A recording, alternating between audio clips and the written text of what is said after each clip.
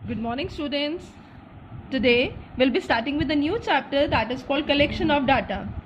हमने last lectures में stats complete किया है. स्टैट्स, उसकी इंट्रोडक्शन, उसकी terms and terminology, basic terms, features, importance, definitions हमने कवर कर ली हैं. नेक्स्ट चैप्टर हमारा है कलेक्शन ऑफ डाटा. बच्चे, इन केस यू रिमेंबर, जब मैंने आपको स्टैट्स की डेफिनेशन बताई थी सिंगुलर सेंस में, जब मैंने आपको स्टैट्स को सिंगुलर सेंस में इंट्रोड्यूस किया था, मैंने आपको बताया था कि स्टैट्स की डेफिनेशन जो सिंगुलर सेंस में है वो आने वाले चैप्टर्स बन जाएंगी. जो सिंगुलर सेंस की डेफिनेशन है, प्लूरल सेंस में जो डेफिनेशन डिस्कस की थी उसके हमने फीचर्स डिस्कस किए थे, हमने लिमिटेशंस, इंपॉर्टेंस डिस्कस की थी. लेकिन जो stats in singular sense discuss किया था हमने, स्टैट्स शॉर्ट फॉर्म में लिख रही हूँ, स्टैट्स इन सिंगुलर सेंस जो हमने यूज़ किया था, उसमें मैंने आपको बताया था कि stats in singular sense deals with collection, organisation, presentation,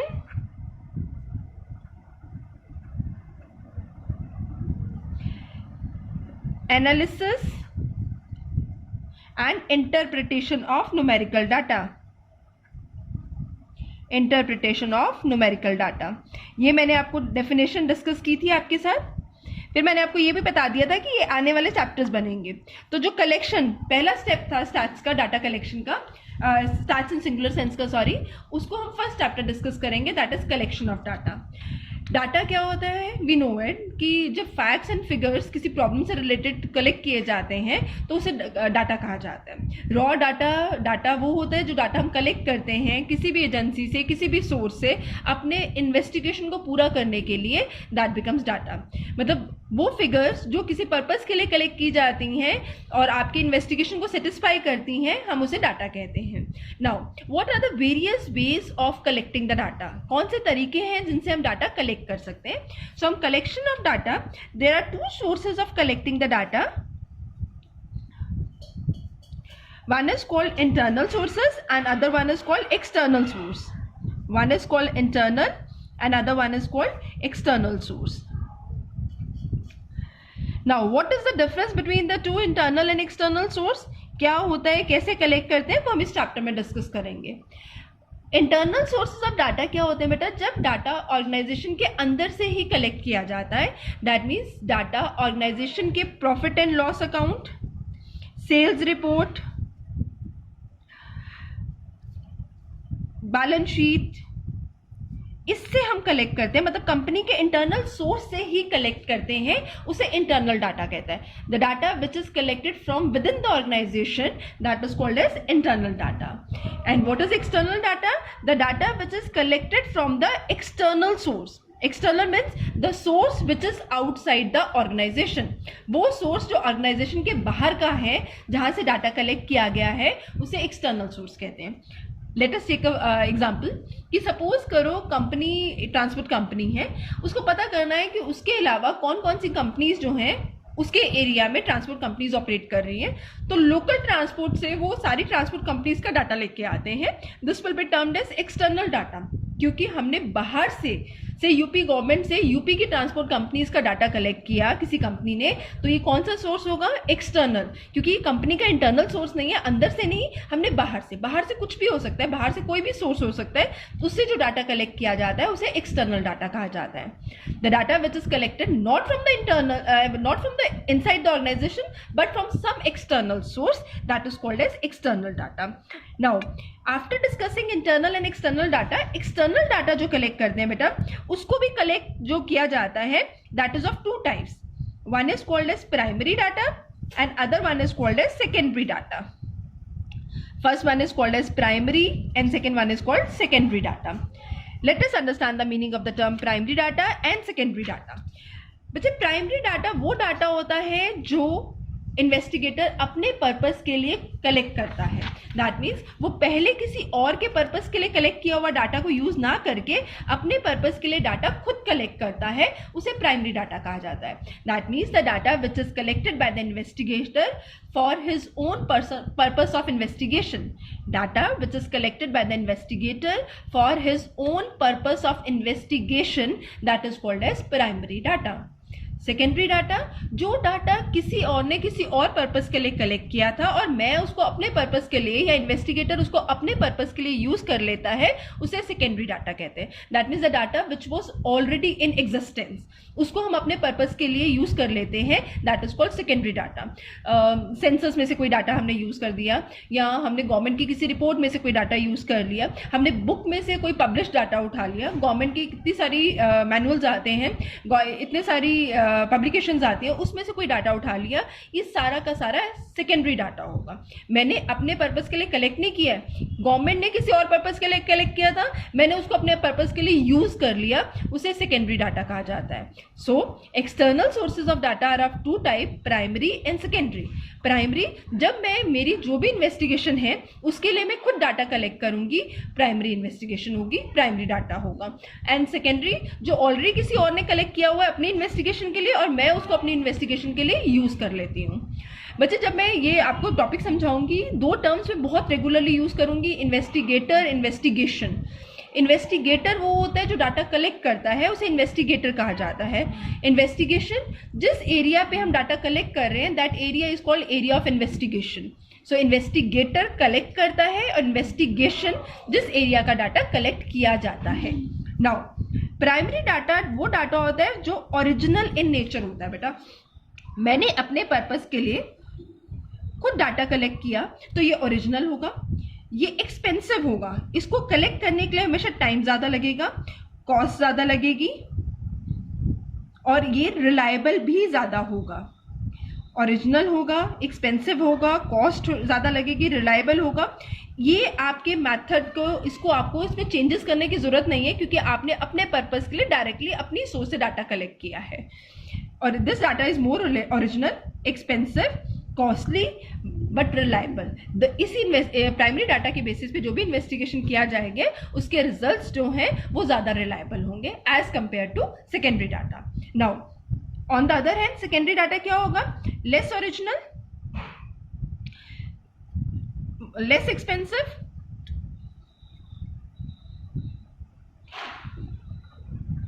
less cost भी कम लगेगी, रिलायबल भी नॉट मच रिलायबल। हाँ जी, यही हमारा सेकंड क्वेश्चन भी बन जाएगा। What is the difference between primary and secondary data? पहले हम डेफिनेशन लिख लेंगे। Primary data is the data which is collected by the investigator for his own purpose of investigation. उसके लिए जो डाटा कलेक्ट किया जाता है उसे प्राइमरी कहा जाता है। Secondary data on the other hand in the data which is used by the investigator but was being collected by some other person for some other purpose. Difference between primary and secondary data में दूसरा point बनाएंगे, originality. Primary data original in nature होता है, secondary data less original, क्योंकि ये किसी और की रिपोर्ट वगैरह से हमने कलेक्ट किया है। प्राइमरी क्योंकि फर्स्ट हैंड इन्वेस्टिगेशन है तो एक्सपेंसिव होगी, सेकेंडरी लेस एक्सपेंसिव होगा। प्राइमरी डाटा में कॉस्ट इन्वॉल्व ज़्यादा होगी, सेकेंडरी डाटा को कलेक्ट करते हुए कॉस्ट इन्वॉल्व कम होगी। बट क्योंकि प्राइमरी इन्वेस्टिगेटर ने फर्स्ट हैंड इन्फॉर्मेशन है, अपने पर्पस के लिए खुद कलेक्ट किया है, ही himself is involved in the collection of data, ये रिलायबल ज्यादा होगा। और वो जो सेकेंडरी डाटा है किसी और ने किसी और पर्पस के लिए कलेक्ट किया था और आप यूज कर रहे हैं तो ये डाटा जो है नॉट मच रिलायबल होगा। तो इसके जो रिजल्ट्स होंगे वो एक्यूरेट और रिलायबल लिख सकते हैं और इसके रिजल्ट्स नॉट सो एक्यूरेट और रिलायबल लिख सकते हैं। So this is the difference between primary and secondary data. दोबारा से हम डिस्कस कर रहे हैं chapter collection of data. Collection of data stats in singular sense का पहला स्टेप है। हमने बोला कि डाटा को कलेक्ट करने के दो सोर्सेज होते हैं, one is internal and other one is external. Internal company के अंदर से ही डाटा कलेक्ट किया जाता है। फॉर एग्जांपल, हमारे स्कूल को कोई डाटा चाहिए, वो क्लास टीचर से कोई डाटा लेता है, स्कूल के रिकॉर्ड से कोई डाटा लेता है, वो इंटरनल डाटा है। हमारे स्कूल को किसी और स्कूल का डाटा चाहिए तो वो उन स्कूल से डाटा मंगवाता है, तो that is called external data. हमारा स्कूल अपने स्कूल को के अंदर कोई कंपैरिजन करने के लिए डाटा स्कूल क्लास टीचर से लेता है, वो इंटरनल डाटा। अपने स्कूल के रिजल्ट्स को किसी और स्कूल से कंपेयर करने के लिए हम उनका डाटा लेके आते हैं, that is called external data. External data में प्राइमरी और सेकेंडरी दो सोर्सेज हो गए। प्राइमरी जब आप अपना डाटा अपने पर्पस के लिए खुद कलेक्ट करेंगे, सेकेंडरी जब आपने किसी और का कलेक्टेड डाटा यूज करना है, दैट इज सेकेंडरी। फर्दर बेटा अब हम जो हमारा अगला टॉपिक होगा दैट इज प्राइमरी डाटा को जो कलेक्ट करने के तरीके हैं उन पे होगा. That is what are the various ways of collecting the primary data. अच्छा, प्राइमरी डाटा के अलावा जो हमने सेकेंडरी डाटा किया था बेटा, सेकेंडरी डाटा को कलेक्ट करने के लिए तरीके डिफरेंट होते हैं. किसी की भी रिपोर्ट हो सकता है, जैसे सेंसस ऑफ इंडिया की कोई रिपोर्ट में से डाटा ले लिया, नेशनल सैंपल सर्वे ऑर्गेनाइजेशन की रिपोर्ट में से डाटा ले लिया, कोई भी पब्लिश सोर्स से डाटा ले लिया, कोई भी अनपब्लिश सोर्स से डाटा ले लिया, वो सारा का सारा डाटा जो है वो सेकेंडरी हो जाएगा. मैंने कोई प्राइमरी मेथड से डाटा कलेक्ट किया है, अगर मैं उसको पब्लिश करवा देती हूँ तो वो सेकेंडरी डाटा हो जाएगा, बिकॉज अब ये कोई डाटा कोई भी किसी भी पर्पस के लिए यूज कर सकता है. बच्चे, प्राइमरी डाटा को कलेक्ट करने के हमारे पास वेरियस वेज हैं जो हम आज डिस्कस करेंगे.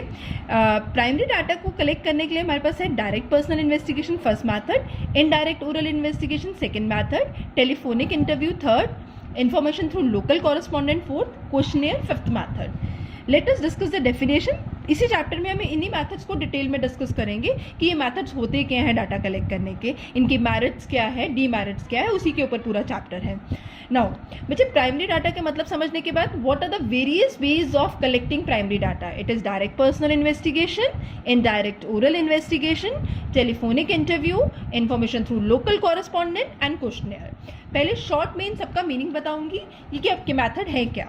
बच्चे, डायरेक्ट पर्सनल इन्वेस्टिगेशन होता है कि जब हम डाटा उसी पर्सन से कलेक्ट करते हैं जिसके ऊपर इन्वेस्टिगेशन की जा रही है. दैट मीन्स कंसर्न्ड पर्सन से डाटा जब कलेक्ट किया जाता है, it is called direct personal investigation. Why direct? क्योंकि जो कंसर्न पर्सन है डाटा उसी से कलेक्ट किया जा रहा है, उसी पर्सन से इन्वेस्टिगेशन है. Second method is indirect oral investigation. जब डाटा हमने उस पर्सन से कलेक्ट नहीं किया जिसके ऊपर इन्वेस्टिगेशन की जा रही है, बट उन लोगों से कलेक्ट किया है जिनको हमें लगता है इसके बारे में पता है. सिंपलेस्ट एग्जाम्पल कि सपोज करो कि कोई रोड एक्सीडेंट हो जाता है, दो कार का बीच में आपस में एक्सीडेंट हो गया. अब हम जो पासर बाय थे या शॉपकीपर्स थे ऑन रोड, हम उनसे डाटा कलेक्ट करते हैं ये जानने के लिए कि गलती किसकी थी, कौन इन्वॉल्व था, क्या एग्जैक्टली हुआ था. बिकॉज जो मेन पर्सन है they are not available to give the data, तो हम उनके बारे में डाटा कंसर्न्ड पर्सन जिनको हमें लगता है कि बारे में पता होगा उनसे डाटा कलेक्ट करते हैं. That is called indirect oral investigation. General पूछा जाता है, आपने क्या देखा, आपको क्या लगा, किसकी गलती थी, हुआ क्या था एग्जैक्टली, जैसे पुलिस जो डाटा कलेक्ट करती है. That is called indirect oral investigation. Third is बेटा टेलीफोनिक इंटरव्यू. जब डाटा हम जिससे कलेक्ट करते हैं वो डायरेक्टली मिलके नहीं कलेक्ट करते, टेलीफोनिक कॉल पे डाटा कलेक्ट करते हैं. It is called telephonic interview. When the data is collected by giving a call to the concern person and he gives you the data not in person but on a telephone call, that is called as telephonic interview. Fourth method is information through local correspondent. Widely use method है और हम लोग रोज इसे भी come across it. हम बेटा news channel पे news सुनते हैं. न्यूज़ चैनल पे जब हम न्यूज़ सुनते हैं तो हम देखते हैं कि जहाँ पे भी इंसिडेंट हुआ जाता है या जहाँ से भी डाटा कलेक्ट किया जाता है, सारे न्यूज़ चैनल्स वाले जो है वो पर्सनली खड़े होते हैं अपना अपना माइक लेके. ABP न्यूज़ खड़ा है, आज तक वाले खड़े हैं, जी न्यूज़ खड़ा है. वो लोकल कॉरेस्पॉन्डेंट्स हैं, हर एरिया के अवेलेबल होते हैं. उनको बता दिया जा रहा है कि यहाँ पे इंसिडेंट हुआ है, न्यूज़ चैनल उनको इन्फॉर्म करता है और वो सारे वहां जाके फर्स्ट हैंड इन्फॉर्मेशन अपने चैनल के लिए कलेक्ट करते हैं. That is called information through local correspondents. Newspapers वाले भी जो डाटा कलेक्ट करते हैं उनका भी यही सोर्स होता है. Last is questionnaire. बच्चे, क्वेश्चनियर होता है एक सेट ऑफ क्वेश्चंस प्रिपेयर कर लिए जाते हैं डाटा कलेक्ट करने के लिए. You must have come across so many questionnaires in your day to day life. Questionnaire होता है जैसे सपोज करो किसी कोचिंग सेंटर वाले को डाटा कलेक्ट करना है कि 10th के बाद उसके कोचिंग सेंटर के लिए कितने कैंडिडेट्स जो हैं, जो स्टूडेंट्स हैं, वो एनरोल करवा सकते हैं. और वो स्कूल में जाके सर्वे करता है ये जानने के लिए कि सारे अपने अपना डिटेल्स फिल कर दें, नेम, हाउस नंबर, एड्रेस, कौन सी स्ट्रीम के लिए 10th के बाद ऑप्ट करेंगे. सपोज वो इंस्टीट्यूट कॉमर्स में डील कर रहा है तो उससे एक आइडिया हो जाएगा इस क्वेश्चन को फिल करवा के कि कॉमर्स वाले कौन से हैं और नॉन मेडिकल वाले कौन से हैं. फिर वो उनका एरिया जो है काम करने का वो कॉमर्स वाले होंगे तो उनको लेटर ऑन वो कॉल कर सकते हैं. तो ये क्वेश्चनियर, हमने उनको क्वेश्चनियर दिया, उनसे फिल करवाया what are your areas of interest, आप इसके बाद क्या ऑप्ट करना चाहेंगे 10th क्लास के स्टूडेंट से, उसने फिल करके दे दिया और हमने उसमें से अपनी रिक्वायर्ड इन्फॉर्मेशन को निकाल लिया. That is called information through questionnaire method. Information through questionnaire method. So ये सारे के सारे प्राइमरी डाटा को कलेक्ट करने की वेरियस वेज हैं. First is direct personal, second is indirect oral, third is telephonic interview, fourth is information through local correspondence and fifth one is questionnaire. बच्चे questionnaire भी दो तरह के होते हैं. मेल्ड क्वेश्चनियर होते हैं और इन पर्सन होते हैं. मेल्ड होते हैं कि हमने आपको मेल कर दिया, आप फिल करके वापस भेज दीजिए, ऑन मेल आ गया है. और पर्सनल क्वेश्चनियर क्या होता है कि जो जिसने क्वेश्चनियर बनाया है, जो इन्वेस्टिगेशन कर रहा है, वो डायरेक्टली हर बंदे से क्वेश्चन पूछता जाएगा, आप लोग रिप्लाई देते जाएंगे और वो खुद फिल करेगा. That is another way of filling the questionnaire. तो क्वेश्चनियर आगे दो तरीके के होते हैं, वो जब हम क्वेश्चनियर मैथड को डिस्कस करेंगे उसकी डिटेल्स आपको बताऊंगी. अब इसके बाद प्राइमरी डाटा कलेक्ट करने के तरीके डिस्कस करने के बाद हम सारे मेथड्स को डिटेल में डिस्कस करेंगे. Not the definition, detail discussion on all the methods. तो let us proceed with direct personal investigation. कि डायरेक्ट पर्सनल इन्वेस्टिगेशन होता क्या है. बच्चे डायरेक्ट पर्सनल इन्वेस्टिगेशन में क्या किया जाता है कि जो कंसर्न्ड पर्सन है जिसके ऊपर हम इन्वेस्टिगेशन कर रहे हैं उससे डायरेक्टली इंफॉर्मेशन ली जाती है. फॉर एग्जांपल, मुझे अपनी क्लास के ऊपर कोई इन्वेस्टिगेशन करनी है तो मैं क्लास के हर बच्चे को बुला के उस बच्चे से पर्सनली बात करके इंफॉर्मेशन कलेक्ट करती हूँ. That is called direct personal investigation. Direct personal investigation as a method बहुत सक्सेसफुल है, डाटा रिलायबल है, एक्यूरेट है, आपके पर्पस को सूट करेगा, इसमें एडजस्टमेंट करने की कोई ज़रूरत नहीं है. But direct personal investigation method सिर्फ तब यूज़ किया जा सकता है when area of investigation is small. अगर एरिया ऑफ इन्वेस्टिगेशन लार्ज है तो this method is not suitable. Area of investigation small है, लिमिटेड है, तो हम इस मैथड को यूज़ कर सकते हैं. और ये डायरेक्ट पर्सनल इन्वेस्टिगेशन मैथड तब भी यूज होता है जब डाटा हेट्रोजीनियस होता है. हेट्रोजीनियस दैट मीन्स हर बंदे से डाटा निकलवाने के लिए उसकी लैंग्वेज में बात करनी पड़ेगी, उसके वर्ड्स में बात करनी पड़ेगी. तो जब हेट्रोजीनियस नेचर का डाटा होता है तो हम डायरेक्ट पर्सनल इन्वेस्टिगेशन यूज़ करते हैं. तो direct personal investigation small area में यूज़ किया जाता है और डाटा जो है जिनसे कलेक्ट किया जा रहा है वो एरिया जो है वो हेट्रोजीनियस नेचर की आइटम्स हैं. उसके अंदर लोग जो हैं वो हेट्रोजीनियस हैं. हर किसी से बात करने का तरीका डिफरेंट होगा, किसी को इंग्लिश में, किसी को से हिंदी में डाटा, डिपेंडिंग ऑन कि क्राउड में कौन कौन सी लैंग्वेजेस जो हैं लोगों को आती हैं. तो हेट्रोजीनियस है. तीसरा, 100% एक्यूरेसी की ज़रूरत है. हमें डाटा की 100% एक्यूरेसी की ज़रूरत है तो हम direct personal investigation as a method use करते हैं. That means direct personal investigation, area of investigation small होता है, हेट्रोजीनियस नेचर की आइटम्स होती हैं और डाटा में 100% एक्यूरेसी की रिक्वायरमेंट होती है, तो हम direct personal investigation as a method use करते हैं. Direct personal investigation means when the data is collected personally from the person who is under investigation. तो that means investigator खुद जाके personally जिन बंदों पे investigation की जा रही है उनसे डाटा कलेक्ट करता है. ये मेथड हमेशा स्मॉलर एरिया पे यूज़ किया जा सकता है बिकॉज हर बंदे से पर्सनली डाटा कलेक्ट करना अपने आप में मुश्किल टास्क है. हेट्रोजीनियस नेचर की पॉपुलेशन है और 100% एक्यूरेसी इज रिक्वायर्ड, तो हम इस मेथड को यूज़ करते हैं. Merits of direct personal investigation. बच्चे पहली मेरिट है क्योंकि डाटा इन्वेस्टिगेटर डायरेक्टली कलेक्ट करता है तो डाटा ओरिजिनल होता है.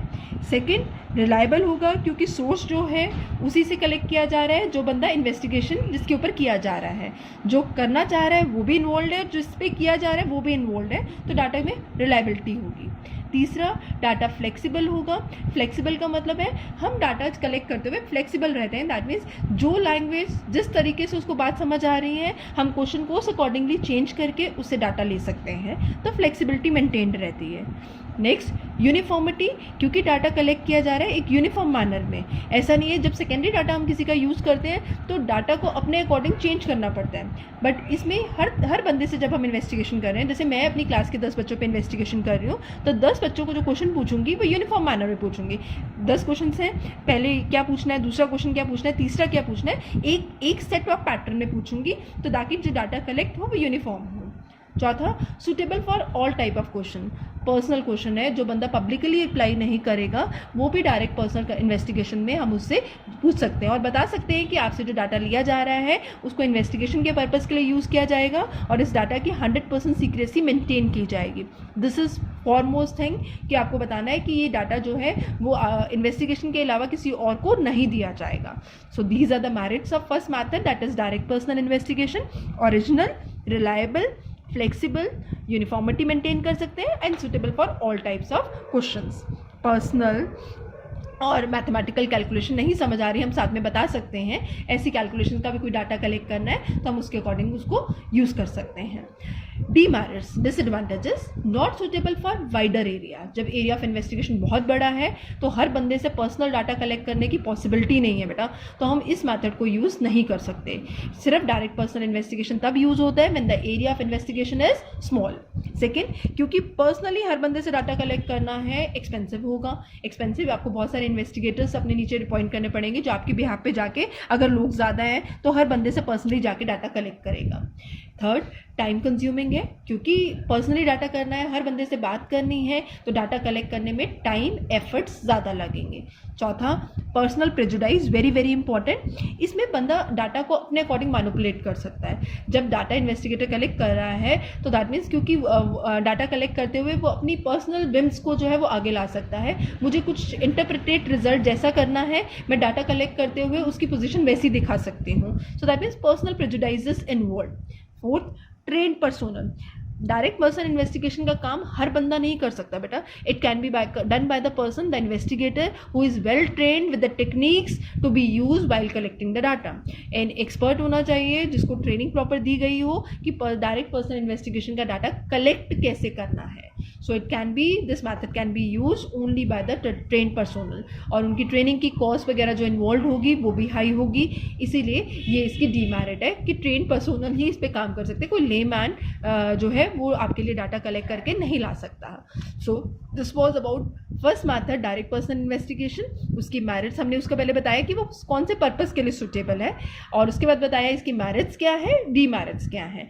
प्राइमरी डाटा का पहला मैथड डायरेक्ट पर्सनल इन्वेस्टिगेशन हमने डिस्कस कर लिया। So it's now try writing a question, what is direct personal investigation, what are its merits and demerits। ये क्वेश्चन एक बार अपनी क्लास नोटबुक में अटेम्प्ट करके देखिएगा। डायरेक्ट पर्सन इन्वेस्टिगेशन की डेफिनेशन लिखना, उसके बाद उसकी मेरिट्स मैंने आपको शॉर्ट में बताएंगे। ओरिजिनल क्यों है आप उसको एक्सप्लेन करेंगे। फॉर एग्जांपल, डाटा ओरिजिनल है बिकॉज इन्वेस्टिगेटर खुद इसे पर्सन इन्वॉल्व से कलेक्ट करता है, जिस पे इन्वेस्टिगेशन की जा रही है उससे कलेक्ट किया जाता है, इसलिए डाटा ओरिजिनल है।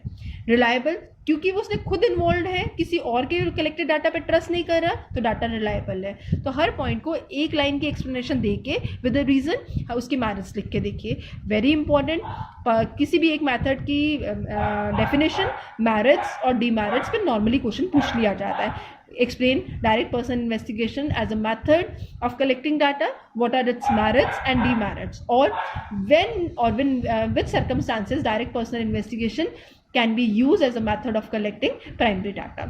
तो फिर उसमें आपको बताना पड़ेगा which area, ये वाला जो पॉइंट्स है ये वाले जाएंगे उसके अंदर। I hope I have cleared the first method. In preceding class we'll discuss the other methods of collecting the primary data. Thank you.